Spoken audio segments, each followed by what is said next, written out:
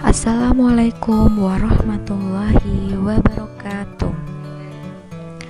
Pada kesempatan kali ini, kami akan membahas tentang jenis penelitian etnografi dan survei.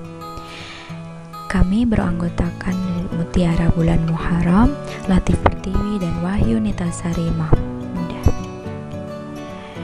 Di sini kami akan membahas tentang pengertian, karakteristik, contoh judul, kelebihan dan kekurangan, serta prosedur penelitian etnografi dan survei. Yang pertama, pengertian penelitian etnografi.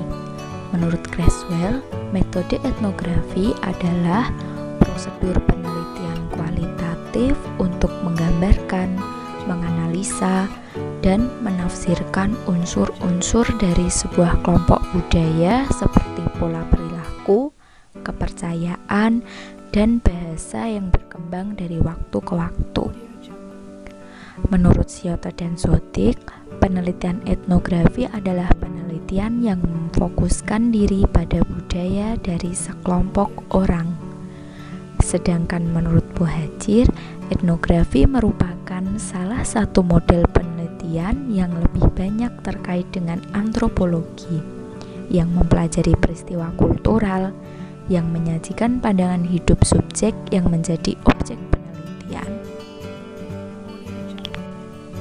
Jadi, etnografi adalah tulisan atau laporan tentang suatu suku bangsa yang ditulis oleh seorang antropolog atas hasil penelitian lapangan. Antropolog merupakan orang yang melakukan penelitian etnografi. Jadi, dapat disimpulkan bahwa penelitian etnografi merupakan penelitian yang mengkaji tentang kehidupan dan kebudayaan suatu masyarakat atau etnik. Misalnya tentang adat istiadat, kebiasaan, hukum, seni, religi, dan bahasa. Seorang antropolog akan melakukan observasi atau pengamatan di suatu kelompok masyarakat. Untuk melakukan penelitian ini, seorang antropolog membutuhkan waktu yang sangat lama. Nah, sebelum melakukan penelitian, antropolog akan melakukan pendekatan terhadap seorang atau sekelompok masyarakat tersebut untuk menghasilkan penelitian yang akurat. Tak jarang, seorang antropolog akan mendapatkan penolakan di dalam masyarakat. Oleh karena itu, banyak seorang antropolog yang pada akhirnya menjadi bagian dari suatu kelompok masyarakat. Bahkan ada yang menikah dengan kepala sukunya. Dalam penelitian etnografi, kita akan mempelajari tentang sistem religi, yang nantinya akan mempelajari tentang bagaimana upacara adat di suatu daerah tersebut diselenggarakan, kemudian sistem kesenian, apa saja bentuk kesenian kebudayaan yang ada di masyarakat tersebut, lalu sistem mata pencaharian, apa saja mata pencaharian yang ada di masyarakat tersebut dan apa pengaruhnya terhadap masyarakat di sana, lalu pola-pola perilaku kebudayaan di dalam masyarakat tersebut. Selanjutnya tentang karakteristik penelitian etnografi menurut Creswell. Yang pertama, tema budaya. Tema budaya ini, seorang etnografer biasanya mempelajari tema budaya yang berasal dari antropologi budaya. Yang kedua, kelompok budaya. Kelompok budaya ini, etnografer mempelajari kelompok budaya di satu lokasi. Dalam mempelajari suatu kelompok, etnografer mengidentifikasi satu situs, misalnya ruang kelas SD.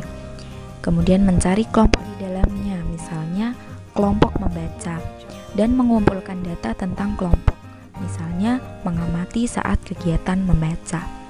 Yang ketiga, pola tingkah laku, keyakinan, dan bahasa. Etnografer mencari pola tingkah laku, keyakinan, dan dan bahasa dari suatu kelompok yang telah mengadopsi suatu budaya dari waktu ke waktu. Yang keempat, penelitian lapangan. Etnografer mengumpulkan data dengan menghabiskan waktu di tempat di mana mereka tinggal, bekerja, atau bermain. Yang kelima, deskripsi tema dan interpretasi. Peneliti etnografer mendeskripsikan dan menganalisis kelompok budaya dan membuat interpretasi tentang pola dari segala yang dilihat dan didengarkan. Yang keenam, konteks dan ranah. Peneliti menyajikan deskripsi, tema, dan interpretasi dalam konteks atau dari kelompok budaya. Konteks dalam etnografi adalah pengaturan situasi atau lingkungan yang mengelilingi kelompok atau budaya yang dipelajari. Yang terakhir, refleksi peneliti. Dalam etnografi, refleksivitas merujuk pada kesadaran dan keterbukaan peneliti untuk membahas bagaimana dia menjalankan perannya, sambil tetap menghargai dan menghormati lapangan dan para partisipan. Sedangkan menurut Marzali Amri, ada karakteristiknya, sifatnya yang menyeluruh dan terpadu, deskripsi yang kaya, dan analisis kualitatif dalam rangka mendapatkan cara pandang pemilik kebudayaan. Berikut beberapa contoh judul penelitian etnografi. Yang pertama, kajian etnografi tentang kondisi geografis pegunungan terhadap pola perilaku anak di Gunung Kidul. Yang kedua, kajian etnografi kebudayaan terhadap pemetaan risiko bencana kepesisiran di Kabupaten Gunung Kidul. Ada juga budaya penerapan pendidikan anti korupsi dengan karakter siswa. Yang terakhir, musik sebagai teman belajar, studi etnografi pendidikan di SD Muhammadiyah Terpadu. Kelebihan penelitian etnografi yang pertama, menghasilkan pemahaman yang mendalam. Yang kedua, memperoleh data dari sumber utama. Yang ketiga, menghasilkan deskripsi yang spesifik dan rinci. Yang keempat, peneliti berinteraksi langsung di lapangan. Yang kelima, membantu kemampuan berinteraksi. Sedangkan kekurangan penelitian etnografi yang pertama yaitu perspektif pengkajian kemungkinan dipengaruhi oleh kecenderungan budaya peneliti. Yang kedua, membutuhkan jangka waktu yang sangat panjang. Yang ketiga, pengaruh budaya yang diteliti dapat mempengaruhi psikologis si peneliti tersebut. Prosedur penelitian etnografi menurut James Burdey. Yang pertama, pemilihan suatu proyek etnografi. Di sini, antropolog akan memilih apa saja yang akan diteliti di suatu lapangan, seperti pemilihan sistem religi misalnya, atau mata pencariannya, atau keseniannya. Kemudian setelah menentukan pemilihan proyek, seorang antropolog akan mengajukan pertanyaan-pertanyaan etnografi. Kira-kira apa saja yang akan diteliti? Yang ketiga, pengumpulan data etnografi. Setelah pertanyaan-pertanyaan tadi muncul yang akan diteliti, kemudian pengumpulan data etnografi melalui pengamatan, wawancara. Yang keempat, pembuatan suatu perekaman etnografi. Perekaman ini yang akan nantinya diperoleh dari pengumpulan data saat penelitian di lapangan. Yang kelima, analisis data etnografi. Setelah semua data terkumpul dari lapangan, kemudian seorang antropolog akan menganalisis data tersebut. Yang keenam, yaitu yang terakhir, penulisan sebuah laporan penelitian etnografi. Selanjutnya, pengertian survei. Menurut Lady dalam Irawan Soeharto, penelitian survei adalah penelitian yang mengambil sampel dari suatu populasi dan menggunakan kuesioner sebagai alat pengumpulan data pokok.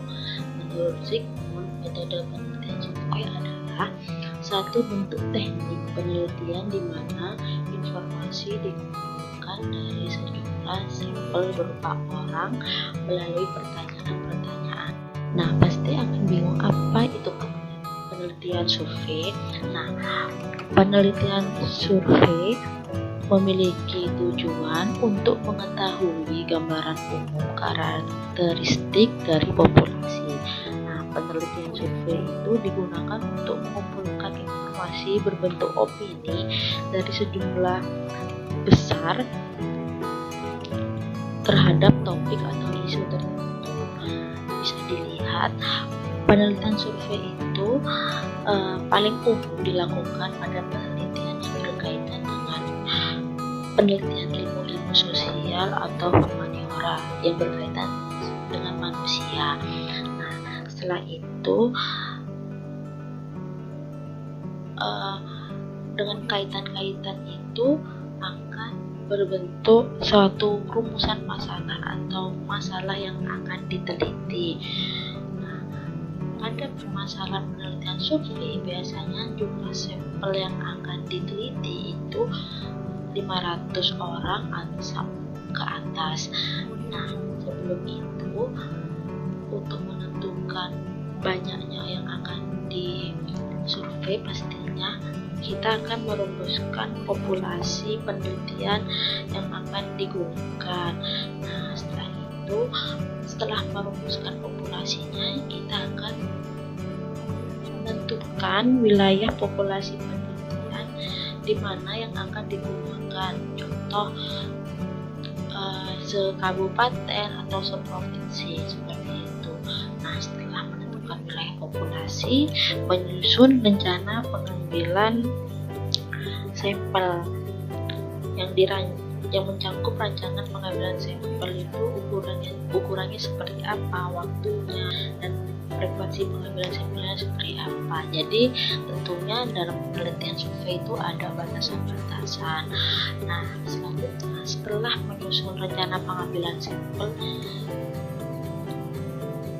merancang kerangka pendekatan masalah dengan menentukan identifikasi variabelnya, ya variabel bebasnya, variabel tingkatnya, seperti itu.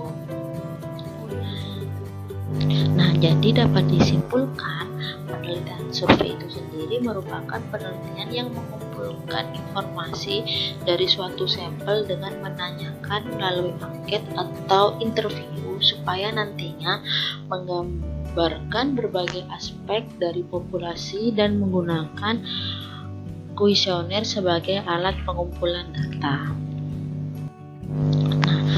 Karakteristik penelitian survei ada 5. Yang pertama yaitu logis. Nah, penelitian survei itu dilaksanakan dengan menggunakan prosedur berpikir logis dalam artian rasional. Nah, cara kerja yang tidak rasional tidak dapat dipakai dalam metode penelitian survei. Secara lebih spesifik, penelitian survei itu menggunakan cara berpikir deduktif dan induktif seperti diuraikan dalam pendahuluan. Penelitian survei sangat erat kaitannya dengan paradigma positivisme. Nah, selanjutnya adalah deterministik.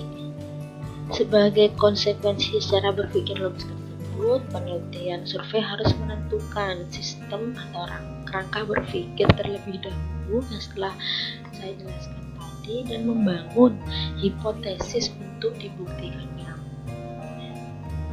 Hipotesis tersebut bersifat eksplanatif terhadap variabel-variabel yang terkait. Eksplanasinya dapat berupa eksplanasi mengenai korelasional maupun hubungan kausal atas beberapa fenomena yang dijadikan variabel. Selanjutnya adalah general. Nah, penelitian survei yang notabene menggunakan sampel dalam penelitiannya tidak dimaksudkan hanya untuk menjelaskan sampel dimaksud saja, melainkan untuk digeneralisasikan secara lebih luas sampai kepada cakupan populasi. Jadi penelitian survei itu disebut bercirikan umum atau general. Nah, keumuman di atas terkait itu ada dua hal. Yang pertama, sang peneliti dapat melakukan replikasi terhadap temuan-temuannya pada beberapa sub kelompok. Yang kedua, temuan-temuan penelitian terdahulu dapat direplikasi oleh peneliti berikutnya atau direplikasi pada sampel-sampel atau sub-sub kelompok lainnya. Jadi bisa mereplikasi dan penelitian yang sudah peneliti dahulu yang dibuat. Nah, yang keempat, parsimonius. Nah, penelitian survei kan penelitian yang hemat karena beberapa hal. Nah, pertama, untuk meneliti populasi itu yang besar, seorang peneliti dapat menghemat energinya dengan cara mengambil sampel. Kedua, untuk meneliti fenomena yang rumit dalam kehidupan yang mengandung banyak unsur yang saling terkait satu sama lain, seorang peneliti dapat menggunakan kerangka berpikir yang dimodelkan dari hubungan-hubungan antar variabel. Nah, yang ketiga, untuk menganalisis data, sang peneliti dapat menggunakan komputer atau laptop sehingga analisis dapat dilakukan secara efisien, seperti yang pengetahuan teknologi informasi yang sudah berkembang saat ini. Biasanya sampel digunakan dengan menggunakan Google Form misalnya. Yang selanjutnya adalah spesifik. Nah, penelitian survei itu disebut spesifik karena sebelum mengambil data, sang peneliti harus menyusun definisi operasional terhadap variabel-variabel yang diteliti. Di samping itu, terkait data lapangan, instrumen pengambilan data harus dijamin validitasnya. Akibatnya nanti data yang akan diperoleh itu apa? Nah, ini ada dua contoh judul penelitian survei. Yang pertama, pengaruh aplikasi TikTok terhadap perilaku ekstrovert siswa kelas 6. Yang kedua, respon kepuasan pengguna lain terhadap fasilitas kirim pesan. Saya contohkan satu, pengaruh aplikasi TikTok terhadap perilaku ekstrovert siswa kelas 6. Nah, judul ini peneliti bisa mengambil sampel kelas 6 sesuai dengan wilayah yang akan peneliti lakukan, apakah se-kabupaten atau se-provinsi. Kita contohkan satu kabupaten. Nah, kita melihat pengaruh apa saja sih TikTok itu terhadap ekstrovert siswa. Jadi dengan hal itu, pada hal itu akan muncul satuan-satuan sampel, kerangka sampel yang akan diteliti. Agar tidak meluas, biasanya terdapat batasan-batasan penelitian survei seperti itu.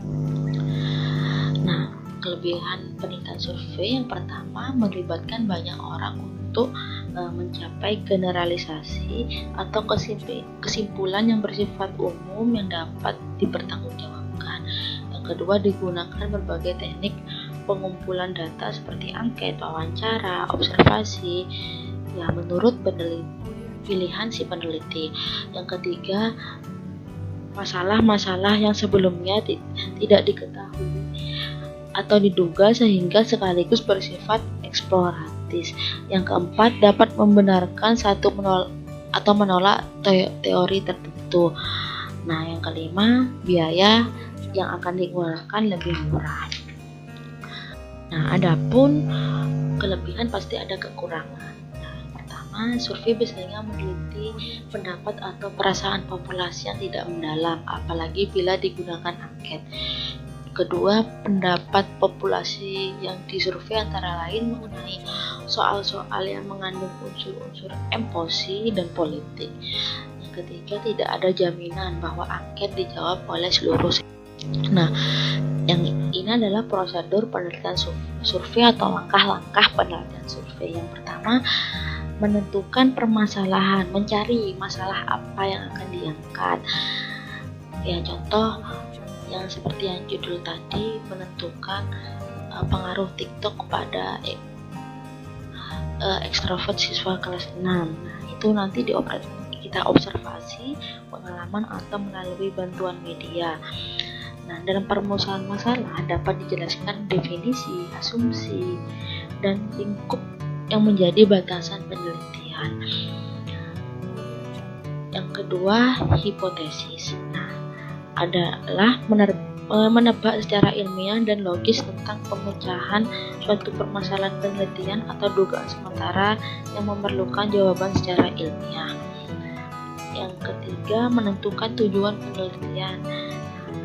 Penetapan tujuan survei dilakukan dalam rangka menunjukkan fokus perhatian dan upaya yang akan dilakukan dalam penelitian tersebut. Selanjutnya, menentukan tipe survei. Nah, mempertimbangkan tipe, ruang lingkup, dan karakteristik komunitas. Peneliti perlu memahami secara mendalam tentang tipe, ruang lingkup, dan karakteristik komunitas. Hal ini diperlukan sebagai pertimbangan peneliti dalam rangka mengatasi masalah yang menyangkut personil, keuangan, perlengkapan, akomodasi, dan sebagainya. Yang selanjutnya adalah sampel design. Nah, menyeleksi personil yang akan dilibatkan dalam kegiatan survei. Personil yang akan dilibatkan dalam kegiatan survei itu perlu diseleksi sesuai dengan tingkatan kepakaran yang dimilikinya, seperti kemampuan dan pengalaman mereka mengenai teknik survei, penguasaan teknik pengumpulan data dari lokasi survei melalui wawancara, observasi, dan lain-lain. Selanjutnya, menentukan besarnya sampel. Nah, jumlah sampel yang sesuai dengan penelitian yang telah mencerminkan seluruh populasi. Jadi harus menentukan terlebih dahulu besar sampel yang akan digunakan.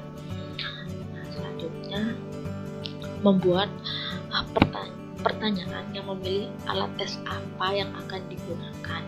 Ya, alat tes itu sendiri itu kan ada 3 macam, ada kuesioner, skala, dan tes. Nah, selanjutnya menentukan bentuk data collection sesuai definisi konseptual alat penelitian. Nah, pengumpulan data dapat dilakukan dengan berbagai teknik.